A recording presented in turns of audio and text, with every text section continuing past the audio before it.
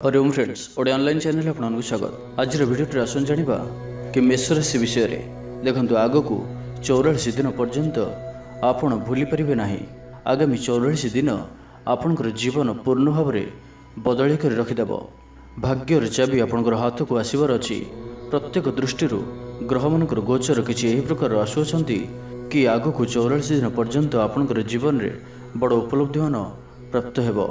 आपणकर राशि स्वामी अर्थ मंगल ग्रह जहाँकि स्थिति को पूर्ण भाव में बदल कर रखिदेव। ए पर्यंत जहाँ भी कष्ट मंगल आपन को देउथिले, राशिर स्वामी आपन को देउथिले, तो ताहार भी अंत हेबाकु जाउची।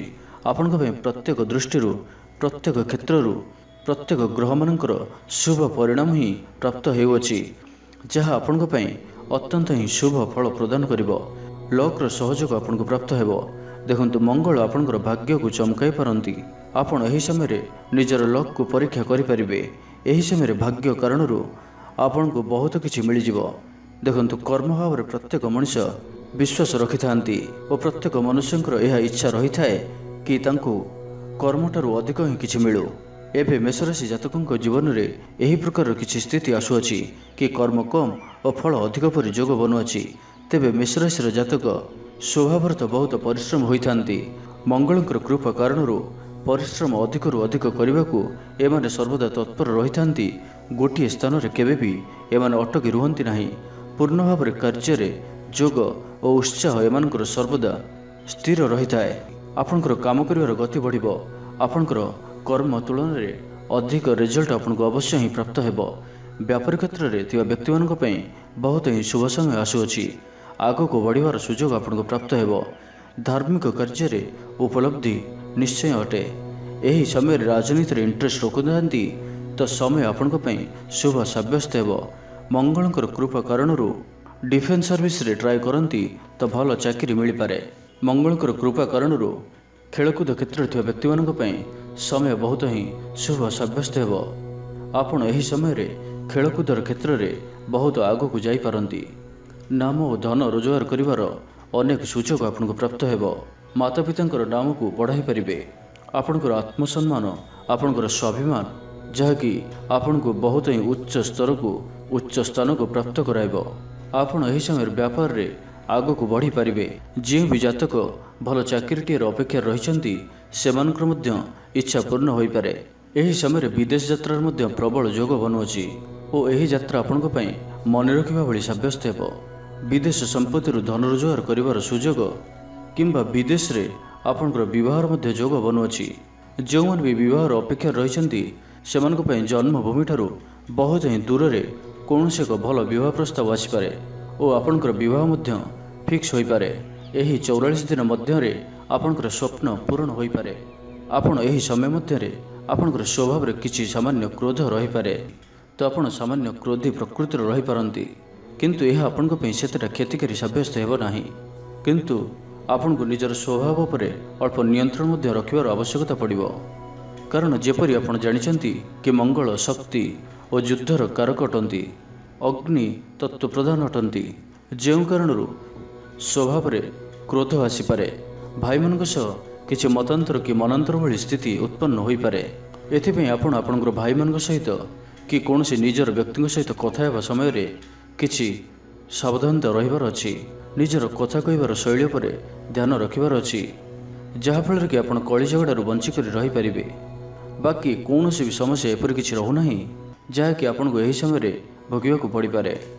और सबठारु बड़ स्वप्न जो मारे भी निज पई घर निर्माण करने चाहूँगी, निज पई घरटी किणवाक चाहूँगी किंबा घरटी तैयारी करिवार आरंभ करने चाहूँगी, गृह अनुकूल करने चाहूँगी, कौन भी कंस्ट्रक्शन आरंभ करने को चाहूँगी, तो समय आपण अत्यंत ही शुभ आसुअछि। एही 44 दिन मध्य जदि आपण निज पई घरटीर आरंभ करुथांती तो आपणकर समस्त निर्णय सठिक रहिबो। आपन को प्रत्येक कार्य सफलता ही प्राप्त हेबो। विद्यार्थी मानक पई मध्य मंगलंकर राशि परिवर्तन बहुत ही अनुकूल रहुअछि। आपण एही समय रे बहुत किछि शारीरिक समस्या भोग करिथिबे। किछि शारीरिक कष्ट किछि न किछि रोग रे आपण पीड़ित रहिथिबे। किंतु एबे मंगलंकर राशि परिवर्तन आपण को गोटे स्वस्थ शरीर प्रदान करिवो। ପଢ଼ାପଢ଼ିରେ ଆପଣ କନସେଣ୍ଟ୍ରେଟ୍ କରିପାରିବେ ଓ ଆପଣଙ୍କର ବଡ଼ମାନଙ୍କର ସହଯୋଗ ମଧ୍ୟ ଆପଣଙ୍କୁ ପ୍ରାପ୍ତ ହେବ। ମିତ୍ରମାନଙ୍କର ସହଯୋଗ ମଧ୍ୟ ଆପଣଙ୍କୁ ପ୍ରାପ୍ତ ହେଉଅଛି। କିନ୍ତୁ ଆପଣ ନିଜର ବାଣୀ ଉପରେ ନିୟନ୍ତ୍ରଣ, ନିଜର ମିତ୍ରମାନଙ୍କ ସହ ମଧ୍ୟ କଥା ହେବା ସମୟରେ ନିଜର ବାଣୀ ଉପରେ ନିୟନ୍ତ୍ରଣ ରଖନ୍ତୁ। ଏହି ସମୟରେ ମଙ୍ଗଳ ଆପଣଙ୍କର ରାଶିର ସ୍ୱାମୀ ମଧୁ ସ୍ଥିତିରେ ଆସୁଛନ୍ତି ଓ ଏପରି ମଧ୍ୟ କୁହାଯାଏ କି ଯେବେ ରାଶିର ସ୍ୱାମୀ ହିଁ ମଧୁ ସ୍ଥିତିରେ ଆସିଥାନ୍ତି ତ ବହୁତ ପ୍ରକାରର ଲାଭ ଆପଣଙ୍କର ଜୀବନରେ ଦେଖିବାକୁ ମିଳିଥାଏ। ତ ଏବେ ଆପଣଙ୍କ ପାଇଁ ଲାଭ ଉଠାଇବାର ସମୟ ଅଟେ। ତ କର୍ମ କରନ୍ତୁ, ତ ଫଳର ପ୍ରାପ୍ତି ନିଶ୍ଚୟ ହିଁ ଆପଣଙ୍କୁ 4 ଗୁଣ ହିଁ ପ୍ରାପ୍ତ ହେବ। ତ ଏବେ ଆସନ୍ତୁ ଜାଣିବା କିଛି ବିଶେଷ ଉପାୟ ବିଷୟରେ। ତ ଯେପରି ଆମେ ପୂର୍ବରୁ କହିସାରିଅଛୁ କି ମଙ୍ଗଳ ଓ କେତୁଙ୍କର ଅଙ୍ଗାରକ ଦୋଷ ମଧ୍ୟ ବନୁଅଛି।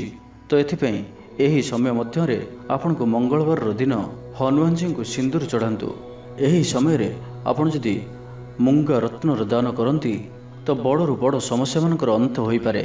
ଆପଣଙ୍କୁ ଏହି ସମୟ ମଧ୍ୟରେ ନିଜର ବଡ଼ ଭାଇଙ୍କର ଅନୁସାରେ ବା ନିଜର ବଡ଼ ଭାଉଜଙ୍କର ଅନୁସାରେ କିଛି ନା କିଛି କାର୍ଯ୍ୟ କରିବା ଆପଣଙ୍କ ପାଇଁ ବହୁତ ହିଁ ଲାଭ ପ୍ରଦାନ କରିବ, ଯାହାକି ଆପଣଙ୍କୁ ଜୀବନରେ ବଡ଼ ଉପଲବ୍ଧି ପ୍ରାପ୍ତ କରାଇବ। ଅର୍ଥ ଯଦି ଆପଣ କୌଣସି ବି ବଡ଼ କାର୍ଯ୍ୟର ଆରମ୍ଭ କରୁଛନ୍ତି ବା କୌଣସି ବଡ଼ ନିର୍ଣ୍ଣୟ ନେଉଛନ୍ତି ତ ବଡ଼ ଭାଇ ଓ ଭାଉଜଙ୍କର ପରାମର୍ଶ ନିଅନ୍ତୁ। ଏହା ଆପଣଙ୍କ ପାଇଁ ଅତ୍ୟନ୍ତ ହିଁ ଲାଭ ପ୍ରଦାନ କରିବ। ଏପରି କରିବା ଦ୍ୱାରା ଆପଣଙ୍କର କାର୍ଯ୍ୟ ଶୀଘ୍ରତା ସହିତ ପୂର୍ଣ୍ଣ ହେବ। ତା ସହିତ ଯଦି ଆପଣ ଏହି ସମୟ ମଧ୍ୟରେ କୌଣସି ଧର୍ମସ୍ଥାନରେ ଚାଉଳ, କ୍ଷୀର, ଗୁଡ଼ କିମ୍ବା କିଛି ଧନ ଦାନ କରୁଛନ୍ତି ଓ ତା ସହିତ ମଙ୍ଗଳବାର ଦିନ ଏହି ବିଶେଷ ଉପାୟକୁ ଆପଣ କରନ୍ତି ତ ଆପଣଙ୍କର ସମସ୍ତ କାର୍ଯ୍ୟ ଶୀଘ୍ରତା ସହିତ ପୂରଣ ହେବ। ତ ଏହା ଥିଲା ମେଷରାଶି ବ୍ୟକ୍ତିଙ୍କ ପାଇଁ, ଯାହାକି ଆଗାମୀ 44 ଦିନ ପର୍ଯ୍ୟନ୍ତ ଆପଣଙ୍କ ପାଇଁ ଶୁଭ ସମୟର ଆରମ୍ଭ ହେବାକୁ ଯାଉଛି। ତ ଯଦି ଭିଡ଼ିଓଟି ଭଲ ଲାଗିଥାଏ ତ କମେଣ୍ଟ ବକ୍ସରେ ଜୟ ଶ୍ରୀରାମ ଅବଶ୍ୟ ଟାଇପ୍ କରନ୍ତୁ। ଭିଡ଼ିଓଟିକୁ ଗୋଟିଏ ଲାଇକ୍ କରନ୍ତୁ, ଅନ୍ୟମାନଙ୍କ ସହ ଅଧିକରୁ ଅଧିକ ସେୟାର କରନ୍ତୁ ଏବଂ ଆମ ଚ୍ୟାନେଲକୁ ସବସ୍କ୍ରାଇବ୍ କରିବା ସହିତ ପାଖରେ ଥିବା ବେଲ୍ ଆଇକନକୁ ମଧ୍ୟ ପ୍ରେସ୍ କରନ୍ତୁ, ଯାହାଫଳରେ ଆମେ ଯେଉଁ ଭିଡ଼ିଓ ଅପଲୋଡ଼ କରିବୁ ତାହା ଆପଣ ସର୍ବପ୍ରଥମେ ପାଇପାରିବେ। ଧନ୍ୟବାଦ।